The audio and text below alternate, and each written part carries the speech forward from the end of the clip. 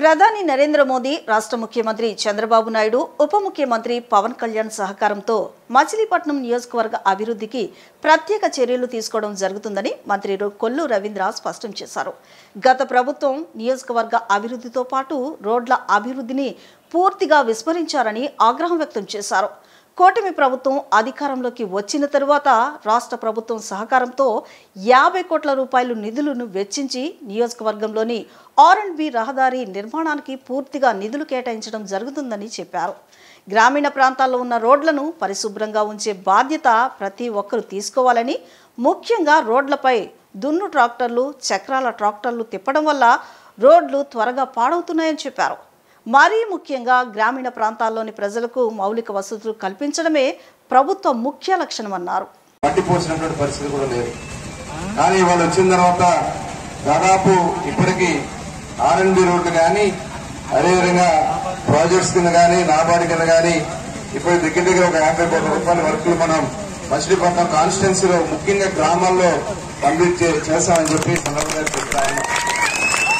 ఇవాళ పనిచేసే ప్రభుత్వం అటు గౌరవ ముఖ్యమంత్రి చంద్రబాబు నాయుడు గారు, ఉప ముఖ్యమంత్రి పవన్ కళ్యాణ్ గారు, అదేవిధంగా ప్రధానమంత్రి నరేంద్ర మోడీ గారి సహకారంతో మనం ఇవన్నీ కూడా పెద్ద ఎత్తున సాధించుకుంటా ఉన్నాం.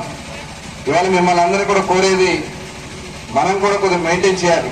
ఇప్పుడు ఈ రోడ్లు వేసిన తర్వాత ట్రాక్టర్లో దమ్ము చక్రాలు వేసుకుని వెళ్ళిపోతారు. రోడ్డు మళ్ళీ 6 నెలల్లో పాడైపోతలేదా? ఈ రోడ్డు వరకు కూడా రేపు భవిష్యత్తులో తీసుకుని మంచినీళ్ళు, ఏదైతే మురుగునీరు ఉందో మురుగునీరు కొంత పోయే కార్యక్రమం చేద్దాం. ఇదే కాకుండా ప్రతి ఇంటికి మంచినీళ్ళు పంపివ్వాలనేది ఇవాళ ప్రభుత్వం ప్లాన్ చేస్తున్నాం. దానికి పవన్ కళ్యాణ్ గారు కూడా ఇవాళ కేంద్ర ప్రభుత్వంతో మాట్లాడి మనకి ప్రతి ఇంటికి మంచినీళ్ళు ఇవ్వడానికి కావాల్సినటువంటి కార్యక్రమాన్ని కూడా మేము బాధ్యతగా చేస్తామని ఈ సందర్భంగా తెలియజేస్తూ, అట్లాగే ఇల్లు కట్టుకోవడానికి కూడా మన దగ్గర నిధులు ఉన్నాయి. ఏదో కాలనీలు కేంద్ర రాష్ట్ర ప్రభుత్వాలు ఇల్లు కట్టుకుంటాకి ఇస్తారు. ఎన్ఆర్జీఎస్ నుంచి ఒక 50,000 ఎన్ఆర్జీఎస్ నుంచి ఎంత వస్తుంది? 30,000 ప్లస్ మరుగుదొడ్డి ఎస్సీ సోదరులు కూడా అవలంగా ఇవ్వడం కూడా జరిగింది. దయచేసి అందరూ కూడా ఇల్లు నిర్మాణం చేసుకోండి.